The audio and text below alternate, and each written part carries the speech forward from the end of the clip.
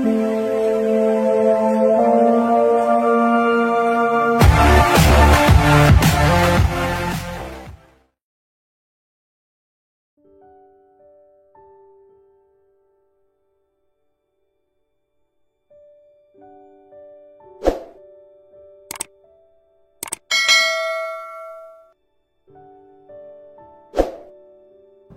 datang di channel ini dan selamat hari Minggu.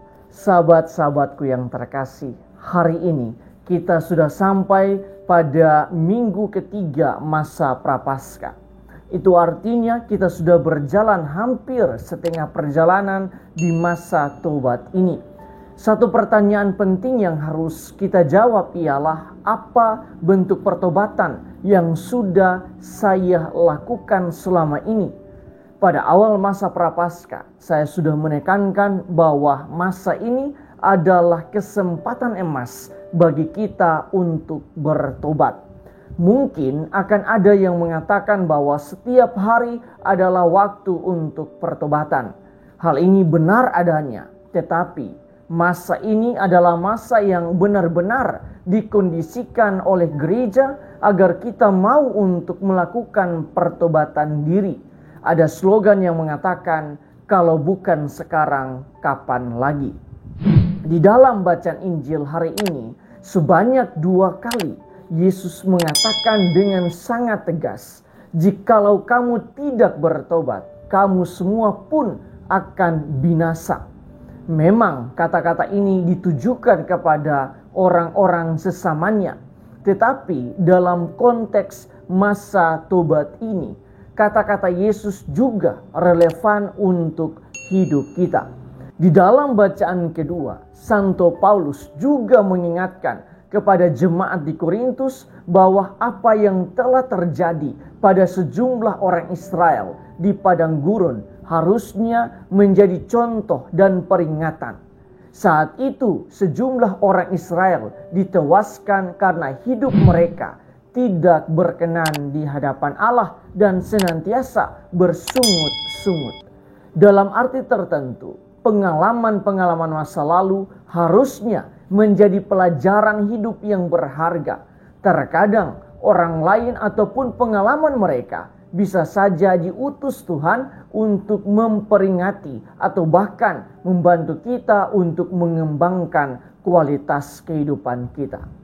Hal ini juga terjadi di dalam bacaan pertama, di mana Musa diutus Tuhan untuk membebaskan bangsa Israel dari penjajahan di Mesir.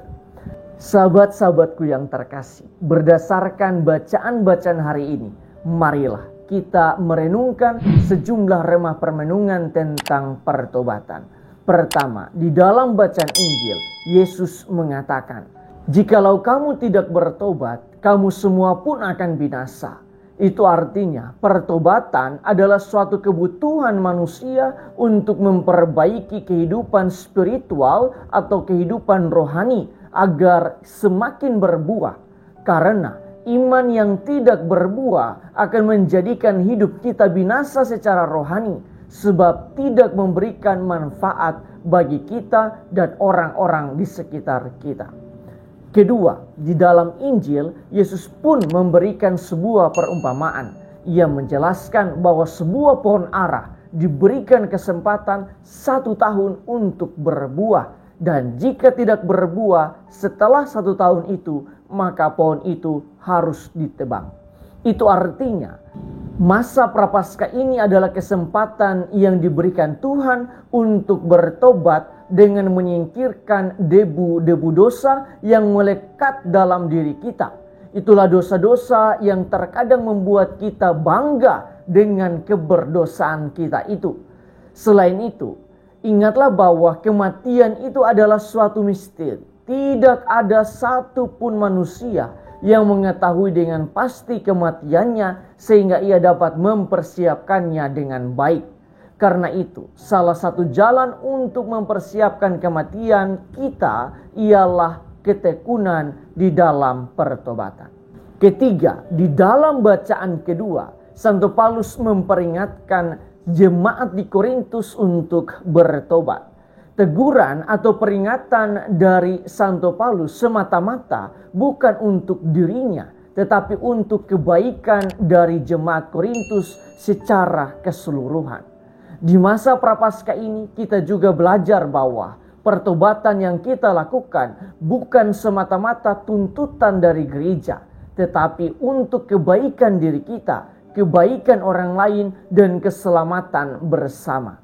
Misalnya di dalam keluarga, seorang kepala rumah tangga bertobat dari dosa-dosa dan kejahatannya bukan semata-mata untuk dirinya saja, tetapi untuk keharmonisan dan keselamatan di dalam keluarga.